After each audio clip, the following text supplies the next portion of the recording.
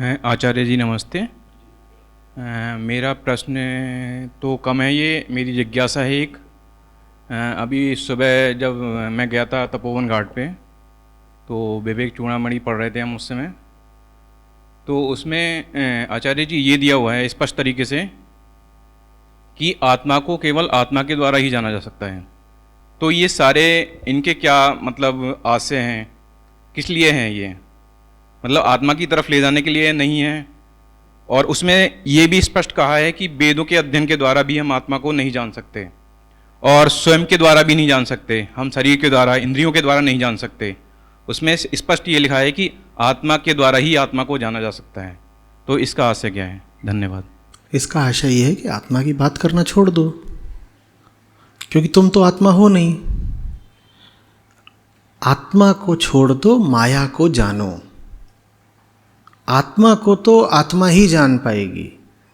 जो जिस तल का होता है उसी तल पर जो कुछ है उसको जान सकता है। एक इमारत की 5वीं मंजिल पर हो तुम, 7वीं मंजिल पर क्या चल रहा है जान सकते हो क्या?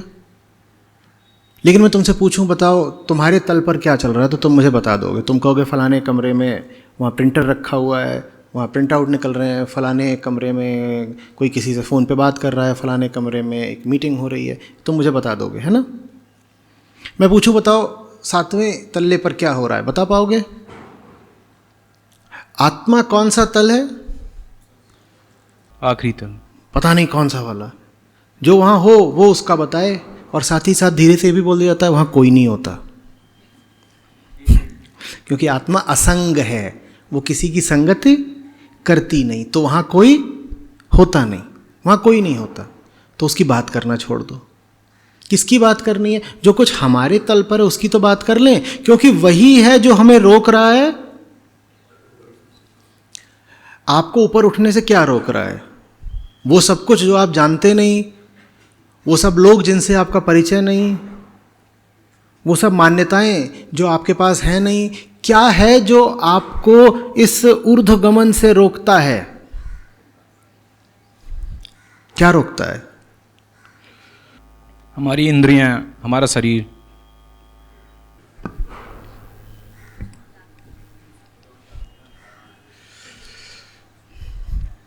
जो कुछ भी आपके माहौल का है, आपकी जिंदगी का है, आपके घर का है,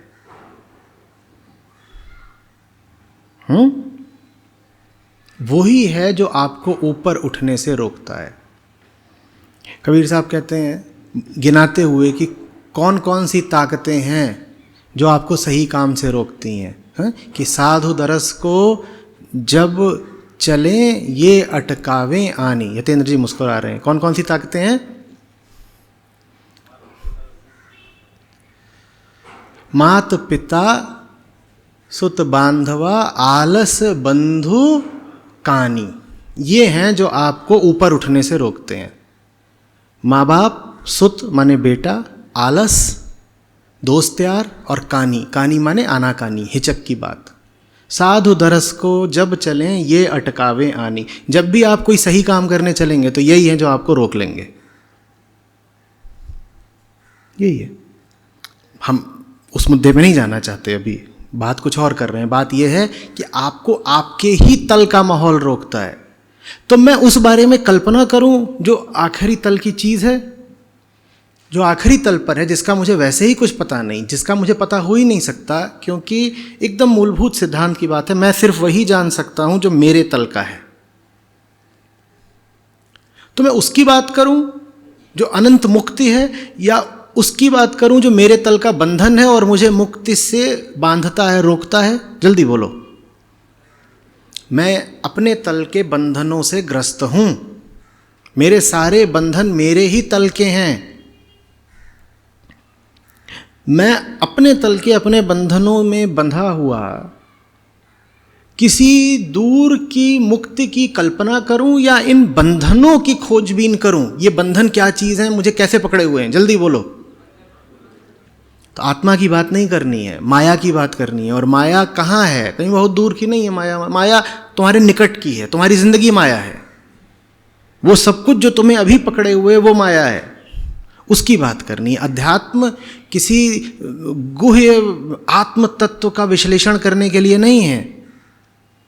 हम कहते हैं उसे ब्रह्म विद्या, पर बार बार समझाने वालों ने कहा है कि जानना माया को है, ब्रह्म तो अज्ञेय है, उसे कौन जान सकता है। जानना माया को है। तुम चूंकि माया को नहीं जानते, इसीलिए अपने ब्रह्म स्वभाव से इतनी दूर हो। और ब्रह्म की बात कर करके ब्रह्म नहीं मिलने का।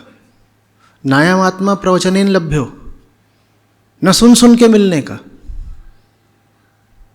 वो तो माया को काट के ही मिलेगा। जो माया को समझ गया वो माया से बच गया। और माया यही है, अभी है, और उसको जाना भी ठीक अभी जा सकता है, सैद्धांतिक तौर पर नहीं। अच्छा तो फलानी चीज़ को माया कहते हैं, ऐसे नहीं, अभी पकड़ना होता है। देखो अभी अभी लालच उठा, पकड़ लिया ना। देखो अभी अभी कोई आया, आंखों में आंसू भर के प्रेम के डोरे डाल के चला गया, बोल के चला गया, नहीं नहीं नहीं नहीं नहीं नहीं जाना है। हाँ चल रहे हैं साधु धरस को, जब चलें तब बने हुआ तने ना जाने दूंगी सैया। चले जाओ, जाओ दिखाओ, बातें कर रहे हैं आत्मा आत्मा आत्मा। यहां पर कुछ सीटें खाली पड़ी हैं। कैसे पड़ी हैं खाली, कैसे पड़ी हैं? क्योंकि यहां ठीक उतनी कुर्सियां हैं जितने लोगों ने रजिस्टर किया है।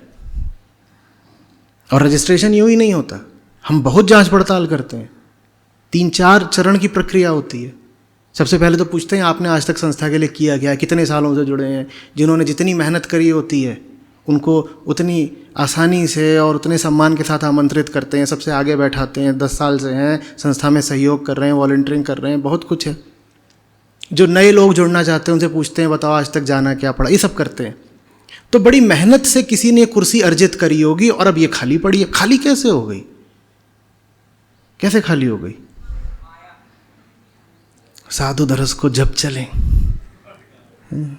माता पिता सुत बांधवा आलस बंधु कानी, पकड़ लिएगा पीछे से, धर लिएगा एकदम। बोल रहे हैं देखो जाने दो, टिकट हो गया, पैसे लगे हैं, संस्था को योगदान भी दे दिया, उसमें भी पैसे लगे हैं, होटल भी बुक करा लिया, उसमें भी पैसे लगे जान, और हमारा मन भी बहुत है जाने को, काहे को जाने, तने ना जाने दूंगी सही है।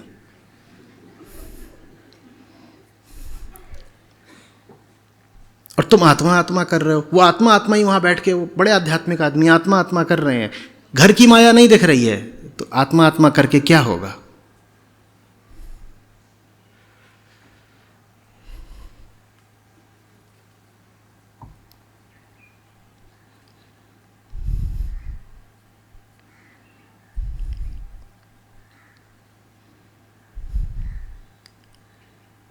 क्या होगा?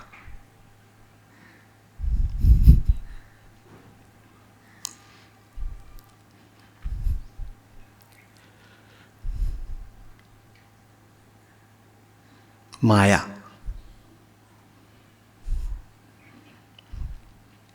माया। मैं कहता हूं दुनिया में प्रेम लायक तो आत्मा से भी ज्यादा माया है। सही में मेरा उसी से है।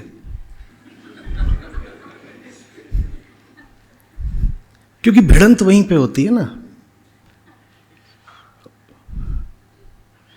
भिड़ंत तभी होती है जब कोई नजदीक का होता है। नजदीक की तो वही है, रोज भिड़ती है।